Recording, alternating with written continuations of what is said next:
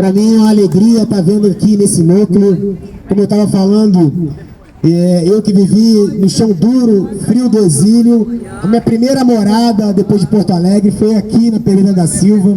Então eu tenho excelentes recordações desta praça. Eu brincava, jogava futebol, corria com meus irmãos, era uma liberdade e uma riqueza na infância muito grande. Então me traz grandes recordações. E as emoções são os grandes reguladores da nossa vida. E eu queria aqui fazer um pouco do fio da nossa história para compreender este momento que o país passou e o momento que nós estamos. Então eu vou falar sobre o trabalhismo.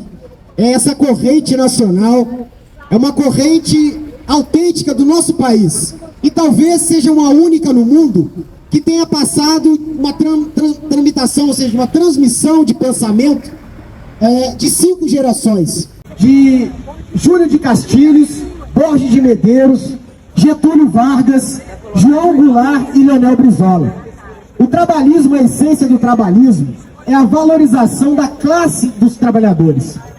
O trabalhismo, todos nós somos trabalhadores. Aqueles que estão desempregados, que não estão empregados, que estão empregados. Ou seja, essa é a grande questão. O trabalhismo era o investimento e a melhoria da classe trabalhadora. Aumento de salário, ampliação dos seus direitos laborais, ampliação de direitos sociais, um alto investimento na indústria nacional, na tecnologia e na educação pública na escola do povo. Essa era a essência do trabalhismo. E há uma questão intrínseca que era justamente a espinha dorsal do trabalhismo, que era questionar este modelo econômico da geopolítica de troca desiguais. E o que é isso? O que é isso? Era simplesmente, vem aqui, levam o nosso ouro e tiram o nosso couro. Ou seja, levam nossos produtos primários, industrializam nos seus países, enriquecem no mundo e nos revendem esse mesmo produto nosso superfaturado, 5, 10 vezes o valor que ele saiu daqui. E para poder manter essa troca desigual, eles promovem e promoviam a superexploração do trabalho do povo brasileiro. Essa é uma verdade, que claramente coloca a nossa... Então, queridos, eu queria fazer esse fio da história, eu vou até me alongar um pouquinho, mas porque é importante para que a gente possa compreender a situação do país. E nessa corrente de transmissão, há uma figura particular que aí sim o trabalhismo toma uma forma em políticas públicas, materializado em políticas públicas, que foi a Revolução de 30 com Getúlio Vargas e o governo de Getúlio Vargas. Aí há um processo de industrialização do país, um país praticamente agrário, a ampliação dos direitos da classe trabalhadora, com jornada, hora de jornada, 13º, férias remuneradas, descanso ao domingo, remunerado, aposentadoria, um rol de benefícios que até então não existia no país. Lembrando que o trabalho era 16, 18 horas, não tinha sequer uma jornada mínima, muito menos um salário mínimo. E aí estabelece as condições laborais e sociais do país. E dentro dessa linha do governo Getúlio Vargas, há um documento histórico importantíssimo. Um momento histórico importantíssimo que o Getúlio começa a romper com esse processo da teoria da dependência, ou seja, o desenvolvimento em cima do nosso subdesenvolvimento, com o fortalecimento da indústria de base, e um país avançando industrialmente. Se nós compararmos hoje com a China, o Brasil naquela época já avançava 20 vezes mais do que a China hoje, que é um gigante no mundo. E aí há esse documento histórico que é preciso ser resgatado e informado, que é a Carta Testamento do Getúlio Vargas. Nesta carta, nesse documento histórico importantíssimo, o Getúlio Vargas identifica quem são os inimigos do povo brasileiro, quem são os agentes espoliadores que promovem a miséria e o subdesenvolvimento do país. E esta carta é selada com a própria vida de Getúlio Vargas. E desta carta nascem 2 figuras muito importantíssimas para a nossa história, e eu vou falar sobre cada uma, que é o João Goulart, o Jango, que foi presidente do país, e a figura de Leonel Brizola, uma figura importantíssima em nome da democracia e da legalidade. Pois bem, a morte do Getúlio se dá uma tragédia e adia uma tentativa de golpe no nosso país. Esta que é a verdade. A carta do Getúlio Vargas, ela acabou empurrando essa tentativa de golpe mais à frente. E que em 61, ela mais uma vez se teve presente no nosso país. Nós lembramos que houve uma renúncia do Jânio Quadros, e o Jango, que era o vice-presidente, eleito democraticamente pelo voto, naquela época nós votávamos no vice-presidente, lembrando que o Jango era de outra chapa, cara. Era da chapa do Marechal Lott, e teve mais votos, tantos votos, como o Jânio Quadros, que era uma figura polêmica, e o Jânio largou a presidência da República, e o João Goulart, estava em visita. Veja já a visão mais à frente do estadista. O Jango já olhava o mercado asiático como futuro mercado para o Brasil escoar a sua produção e acabar com essa troca desigual, fazendo trocas iguais de fornecimento de tecnologia, de conhecimento. Então o Jango estava em missão diplomática na China, já visando todo aquele mercado grandioso. E quando ele retorna, e aí setores reacionários das Forças Armadas, vendilhões da pátria, pró-Estados Unidos, tentam impedir a posse do João Goulart. Eu nem vou falar o nome desses três energúmenos, que não vale a pena, que a história enterrou e está enterrada. Nós, inclusive, vamos salgar essa terra para nada mais brotar disso aí. Tentam fazer um levante impedindo a posse do João Goulart. E aí que eu chamo a figura de Leonel Brizola. Leonel Brizola era o governador do estado do Rio de Janeiro, perdão, do estado do Rio Grande do Sul. Brizola parte disso depois dos dois rios, Rio Grande do Sul e Rio de Janeiro. Brizola era o governador, e eu quero chamar a atenção, como o trabalhismo, ele desmascara essa, eu diria, essa falsa afirmação sobre a privatização e empresas privadas internacionais. O Brizola se depara com uma política do JK que promove a multinacional como mola do desenvolvimento nacional, criando uma riqueza só na região sudeste e empobrecendo as outras regiões do país. Ou seja, JK, que tem um papel fundamental também em nome da democracia, mas a política econômica do JK era a antítese que estava contida na Carta Testamento de Vargas, cuja mola do desenvolvimento era o Estado e não a multinacional. Então o Brizola se depara, olha, para mim poder competir com a região do Sudeste, eu preciso industrializar o Rio Grande do Sul. E aí o Brizola se depara com um problema grave no Rio Grande do Sul, que era a energia e a telefonia. Vocês vejam bem, a energia estava na mão da General Elétrica, pela uma subsidiária chamada Bondencher, e que 2 horas da tarde acabava a energia de Porto Alegre, não tinha energia para o interior para poder escoar a produção. E a telefonia era da AT&T, uma gigante norte-americana, que administrava a telefonia não só no Rio Grande do Sul, mas em parte de todo o país, assim como a questão energética, né? E aí, para vocês terem uma noção, era tão atrasada a telefonia do Rio Grande do Sul que a Sibéria tinha uma telefonia mais evoluída do que o Rio Grande do Sul, que era de manivela. Você demorava 5 horas para se comunicar com a capital. Você imagina, depois eu posso repetir ela, a importância, porque o Brizola se depara com essas duas multinacionais, né? E essas duas multinacionais impediam o avanço da tecnologia e o desenvolvimento do Rio Grande do Sul. Aí o Brizola, o que ele faz? Ele chama para conversa. Brizola não encampa na caneta, no ato autoritário, pelo contrário. O que eu quero afirmar é que o trabalhismo sempre esteve pautado na democracia, na legalidade e na Constituição. Então o Brizola chama para uma conversa e pede para fazer uma parceria público-privado, que seria hoje. Ou seja, o Estado auxilia com poste, eletrificação, leva e eles colocam novos equipamentos modernos, substituem os obsoletos que estavam na época. né? E qual é o papel dessas multinacionais? Nós não aceitamos, nós queremos o quê? Nós queremos o quê? Maior prazo de concessão e aumento de tarifa. Olha a Light no Rio de Janeiro. Uma Light quebrada com uma dívida de 11 bilhões.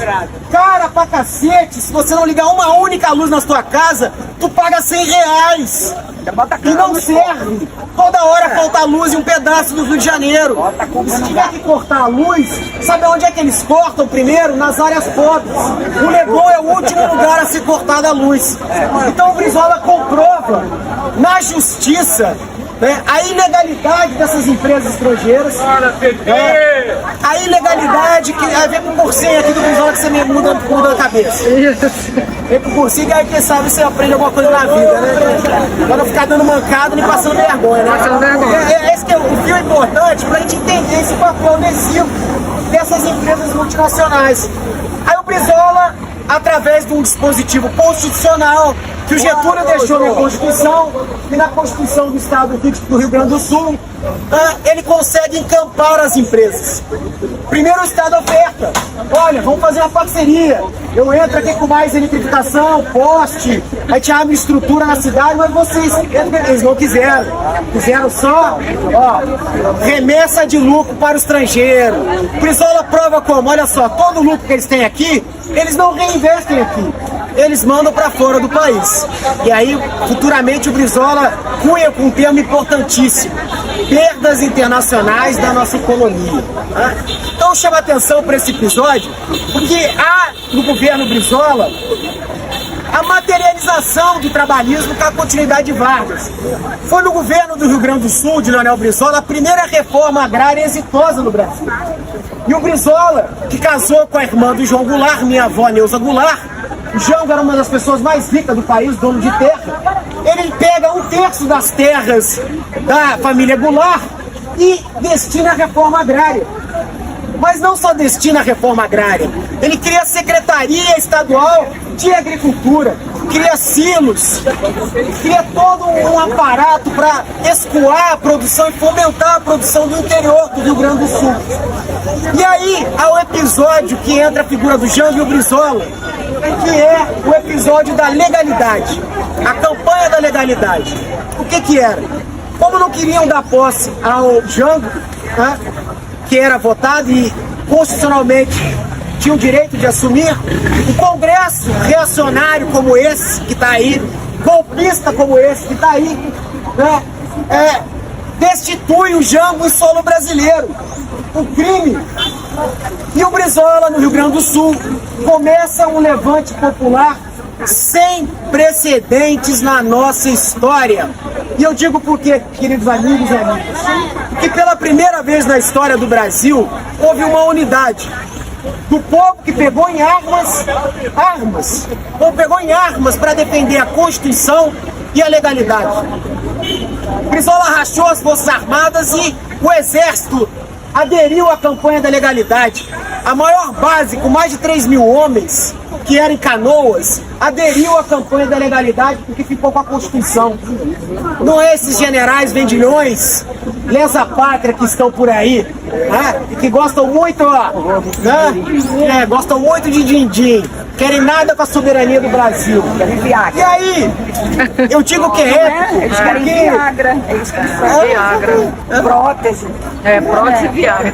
Aí a importância desse movimento é porque há essa unidade. O povo, as Forças Armadas e um líder carismático que, através da comunicação do rádio, conseguiu levar a mensagem a todo o país que estava se estabelecendo um golpe de Estado da direita. Isso demonstra que o povo vai até as suas últimas consequências quando ele enxerga numa liderança que está disposta, inclusive, a entregar sua própria vida em nome da legalidade e da Constituição e do povo.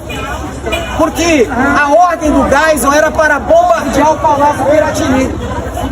Estava tudo pronto, os caças decolarem e bombardear o Brizola, que estava no Palácio do Governo, com a sua família. O mesmo aconteceu com Allende no Chile, 12 anos depois do Palácio La Moneda, metralhado pelo um golpe de Estado.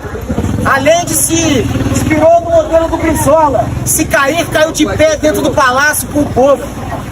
Esse fio é importantíssimo, porque assegurou a posse do João Goulart. João Goulart, então, começa a dar continuidade a esse legado trabalhista. A Eletrobras amplia a questão da mineração como nacional. Ninguém sabe de um detalhe importantíssimo. O Jango encampou a maior mineradora americana da história, porque fazia crime ambiental e pegava os recursos e enviava para o estrangeiro. O Jango encampa pela justiça também, mostrando que lesava o desenvolvimento do país e promovia crimes ambientais. Ou seja, cabra marcado para morrer, que nem ele e Brizola, quando encampa a General Elétrica e AT&T. E aí, reforma de base. E é uma questão importantíssima, reforma agrária. A reforma agrária do Jango era uma reforma capitalista. Por que digo isso? Porque ela era baseada nas BR brasileiras. Para quê? Para que a eletrificação adentrasse, e com a eletrificação entrava a indústria, geladeira, fogão, televisão, ferro, entrava todo esse maquinário, e que parte do Brasil ainda era dependente. Então era uma reforma agrária, capitalista, como todo país desenvolvido promoveu sua reforma agrária. E aí há esse corte histórico. Esse corte histórico que foi o golpe de 64.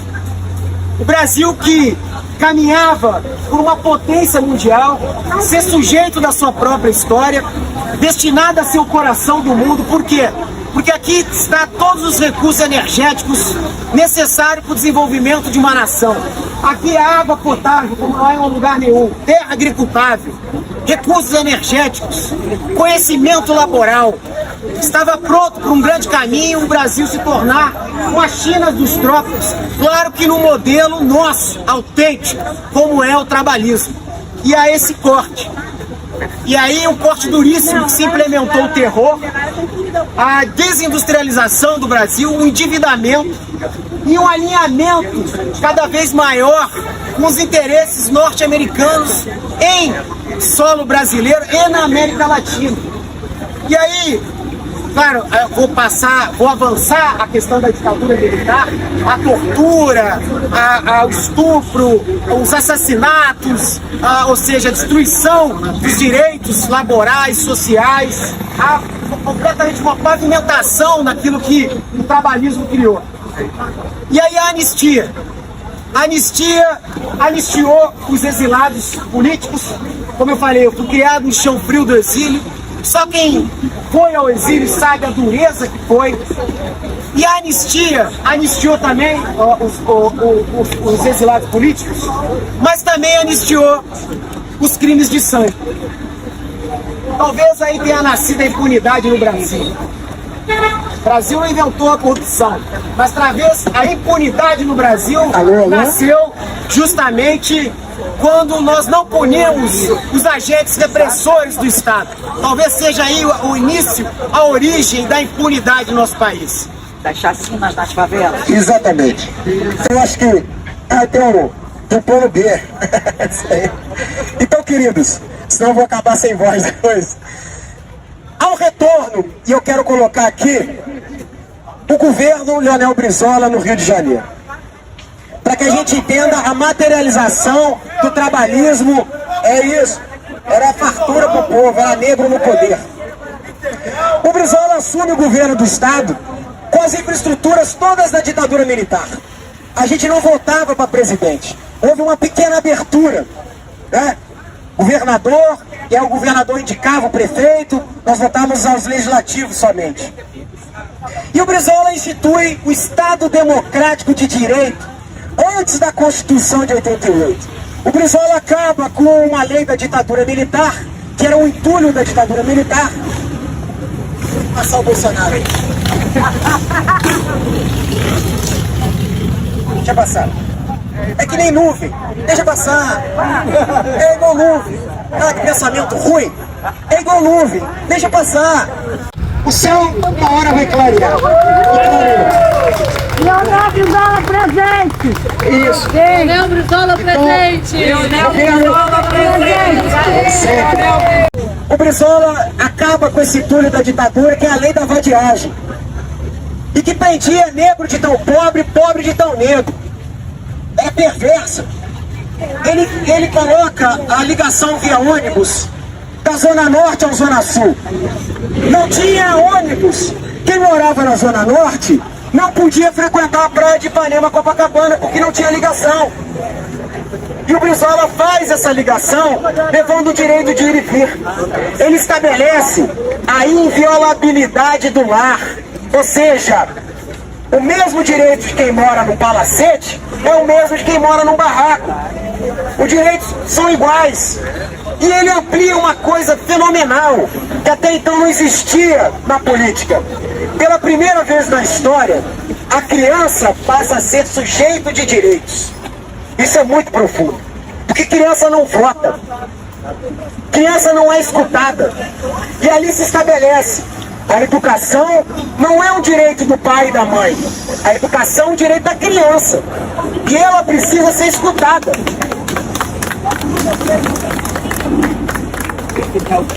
E aí se estabelece o maior projeto revolucionário de educação pública.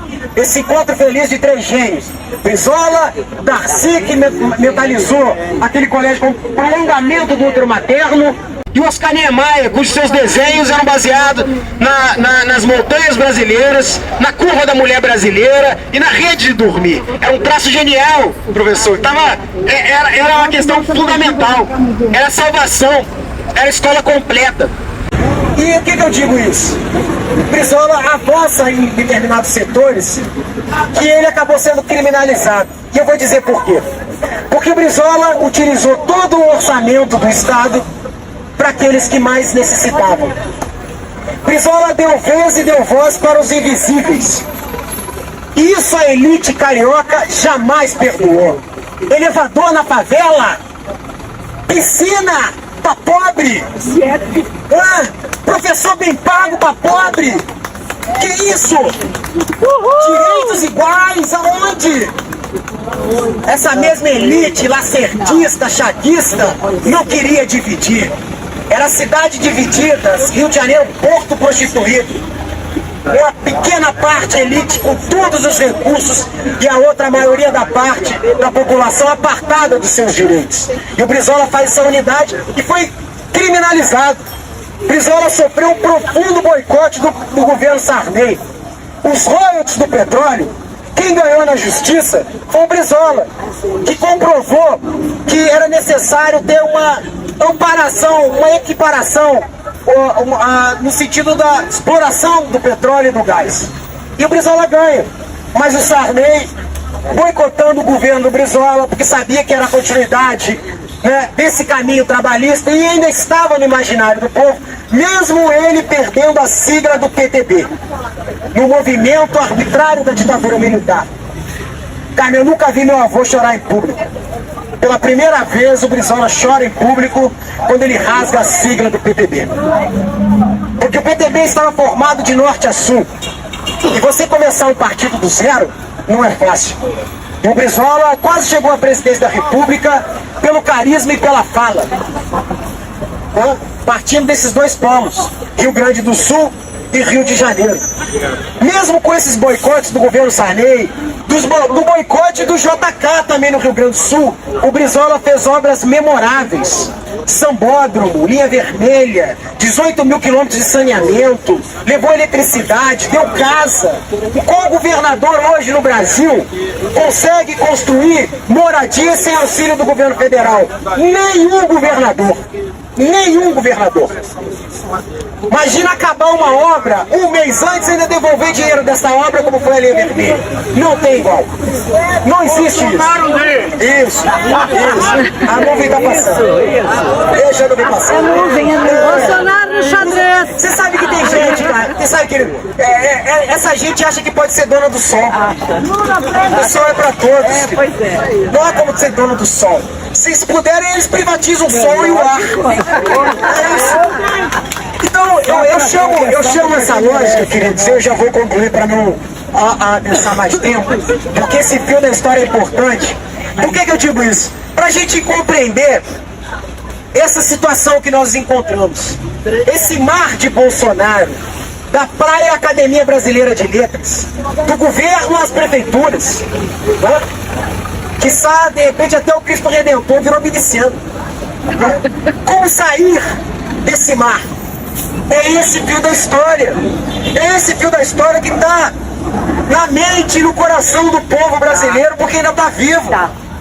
E eu quero dizer mais, foi esse pensamento que saiu vitorioso das urnas agora. Porque toda vez que a direita não consegue voltar ao poder pela via democrática, ela golpeia a democracia. Foi assim em 54, quando Getúlio Vargas deu um tiro no peito e impediu uma tentativa de golpe.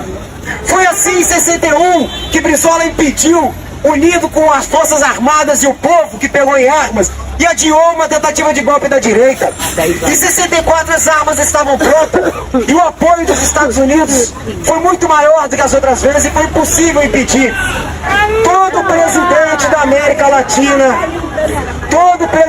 América Latina que quis nacionalizar seus recursos estratégicos energéticos e acabar com a superexploração do trabalho do povo, tomou um golpe de Estado ou foi assassinado. Essa é a nossa história, quem somos e de onde viemos. Hoje, 13 de abril, de maio, 13 de maio, dia da abolição. Libertaram, mas não repararam. Não deram terras e nem indenizaram pelo trabalho escravo. E eu quero fazer um paradigma, porque Brizola rompe essa situação no Rio de Janeiro e com Brizola era negro no poder. Por que eu digo isso? Ele coloca no primeiro escalão com orçamento para que possa materializar com políticas públicas. Lélia Gonzalez, Abdias, Caó. Vou chegar lá, essa é uma figura ímpar. E a figura do Nazaré Cerqueira, primeiro negro comandante da Polícia Militar, no momento de ditadura militar, né, onde toda a polícia estava nas mãos de setores do exército golpistas. Então ele coloca o primeiro negro, que estabelece a história do negro no Brasil dentro da polícia, política de direitos humanos. Quem lembra de uma foto histórica premiada do jornalista Morier, do JB, que ele tirou a foto de 3 negros acorrentados pelo pescoço na estrada Grajaú-Jacarepaguá. Aquela foto é um símbolo, né, do que é a escravidão no país e seus efeitos pós. Exatamente, o Brizola rompe com aquilo. Nomeia o negro, política de direitos humanos, e utilizava a polícia como caráter progressista. Quando o Brizola encampa as empresas de ônibus, os empresários fazem o quê? Fecham as garagens. Não vai ter ônibus pro povo andar. Eu sou dono, eu mando. O caráter autoritário. Né? O que o Brizola encampou? Ah, não vai abrir a garagem? Polícia, abre a garagem e bota o ônibus pro povo andar. Caráter progressista. Nazaré Cerqueira, ele abre os batalhões da Polícia Militar para curso profissionalizante para as comunidades ao entorno. Estreitando esse laço, policiamento comunitário, a dupla Cosme e Damião, há um lance, além de melhorar a categoria, melhorar os salários, as condições laborais e a promoção de jovens aspirantes, para que possa melhorar o quadro da Polícia Militar. Isso é um caráter progressista, isso é um caráter revolucionário. E de todos os lados o Brizola tomou boicote, seja pela Rede Globo, que era o oráculo ainda da ditadura, Roberto Marinho vivo, corneteiro da ditadura. E eu quero resumir, porque esse fio da história é importantíssimo, que mostra claramente que toda privatização no nosso país vai acabar na mão do capital internacional estrangeiro que não tem compromisso com o desenvolvimento do país. Basta ver, são caráteres autoritários e que não dialogam com a democracia. Então esse fio da história é mais do que importante para a gente entender quem somos e de onde viemos. E que essa história está viva e, como eu disse, foi a vitoriosa na eleição de 23, que mais uma vez ia ser dado um golpe de Estado. Iam implementar um estado de terror, prisão, tortura, sequestro de membros do judiciário, aqueles que estavam na defesa da Constituição e da democracia. O golpe estava preparado, claramente, só não avançou porque não teve auxílio e apoio externo dos Estados Unidos. Esse é o grande fator. Então o Partido dos Trabalhadores e Trabalhadoras impediu, com a sua militância organizada em um líder político, mais uma tentativa de golpe de Estado no nosso país. Porque quando o Brasil avança em outros mercados internacionais, como os BRICS, descobre uma riqueza incalculável que é o pré-sal, mais de 10 trilhões de dólares, promove a industrialização, a valorização do salário mínimo, o Império do Norte, opa, no meu quintal não. Tudo que a gente está vendo aí é a disputa geopolítica dos Estados Unidos com a China para ver quem controla a geopolítica mundial. Não se engane. E se puder, eles controlam a água e o sol, que são mecanismos de energia, de desenvolvimento. Então, companheiros e companheiras, essa eleição, ela é exemplar, porque ela puxou esse fio da história. E a história do Lula e do Brizola se cruzam. Dois meninos pobres, de pés descalços, dois operários. Brizola também foi operário na fábrica de óleo e graxas do Rio Grande do Sul, assim como Lula. Claro que em regiões distantes e com características regionais diferentes. No sul do país não tinha aquela miséria aguda que havia no interior do norte e do nordeste. E os dois adentram a capital, São Paulo e Rio de Janeiro, justamente na defesa da soberania e do povo brasileiro. Queridos amigos e amigas, como dizia Allende, não há como ter felicidade se você não tem uma casa para morar com a sua família. Não há como ter felicidade se você não vai ter a tranquilidade, se você tiver um acometimento de saúde, saber que você vai ser bem tratado e de maneira adequada e rápido. Não há como ter felicidade se você não tem uma escola que prepare seus filhos, seus netos para o futuro, para o mercado de trabalho, para que eles possam prosperar. Não há como ter felicidade se você não tem o pleno emprego, para que você possa planejar seu futuro, ter a sua hora de lazer aos finais de semana com a sua família. Isso é essencial do ser humano. Isso é, de fato, a materialização da política e da prática trabalhista. É esse projeto que está vivo, né? Como um braseiro num céu nublado. Basta vocês fazerem o que vocês estão fazendo hoje. Assoprar essa nuvem cinza e aquecer esse braseiro que está vivo na mente e no coração do povo brasileiro. E é na vitória do Lula que se estabelece esse resgate dos direitos laborais que foram destruídos. Vamos fazer reforma trabalhista que vai melhorar o emprego. Cadê o emprego? Tá todo mundo de camelô, tá todo mundo pedalando numa bicicleta, morando na rua. Ou seja, vamos privatizar que melhora. Aonde que melhorou? Aonde que melhorou a qualidade de vida das pessoas? Então, é isso que está em jogo. O que nós estamos vendo é justamente essa última barreira da ditadura militar que está sendo derrubada de uma vez por todas no nosso país. E é com a vitória de Lula, esse estadista que entendeu que é preciso avançar em outros mercados econômicos mundiais como a China, a Índia, a Rússia e toda a Ásia e parte da África, e não a Europa e os Estados Unidos, que competimos com os mesmos produtos. Não querem o nosso bem, querem os nossos bens. Esta é a verdade. Viva a democracia, viva a legalidade, viva a eleição de Luiz Inácio Lula da Silva.